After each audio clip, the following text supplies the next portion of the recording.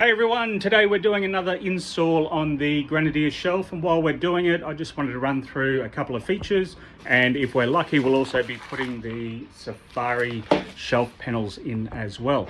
So I've just pre-assembled the shelf, so when you get it just got to throw that back on, a couple of little bolts down there, and of course the badge just goes on, and we'll jump in the back and do the brackets. Right, so we're just going to pop off these plastic trims for the mount system to go on. Now what we've done is we've changed this bracket so that it fits without those trims.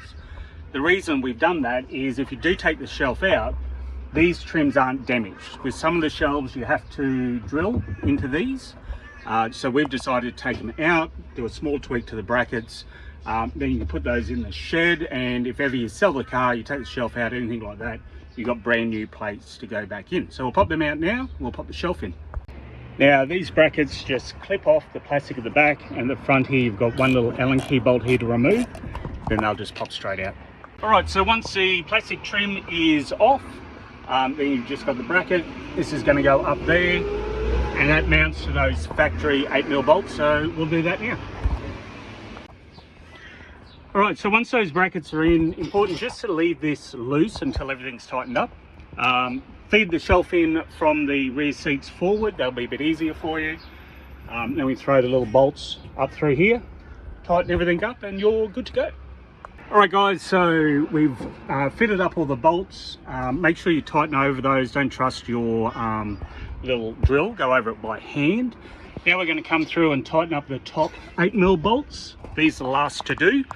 Those of you that are a little bit, let's say, paying attention to details, there is a slight 1 degree counterbend on these. What that does is when the whole shelf tightens up, it creates just the slightest bit of tension through here that relays across the shelf. So that's actually designed to create just the slightest bit of upward pressure to help with load carrying, and it also creates a little bit of a load on the bolts through here to stop them from rattling loose as well. So it's just a little tweak.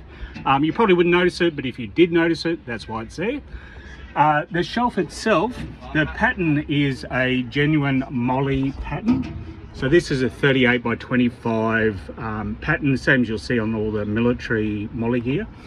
The reason we've done this is it makes the shelf a lot stronger. There's less material cut out through here than those large square sections you'll see, and it makes it very adaptable. You can put an endless range of gear on there. So we'll tighten up these 8mm and we'll finish off.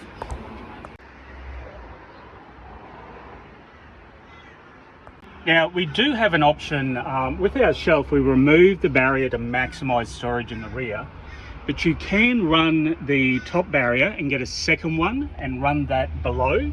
So if you do want to close up this little gap above the seats, you can do that. There's not a lot of difference. You've got the main seats cover that as well. But if you want to just get an extra little barrier in there for peace of mind, you can do that as well. Alright, so you can see the shelf is now done in the back. That's all been tightened up. And now we're going to do the Safari window panels.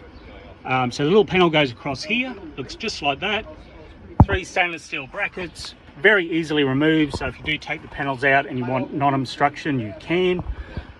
No drilling required into the trim. It is completely non-interference. So we'll pop that in now. Right, so these little brackets slip up into here. You've got another one will go here, another one goes there. Then you just do up these bolts. All right, so those 3 brackets are in. We just tighten these up and you're good to go. So that's a great spot. You can throw your hat up there, your wallet, some little pieces. Of course, it's got the genuine moly pattern on there, so you can run a couple of moly pouches, store some extra stuff as well. So that is the Safari window panel. Good to go. If you've got any questions, drop us some questions below, send us a DM, send us an email, whatever works for you, and check out the website, getgoodgear.com.au.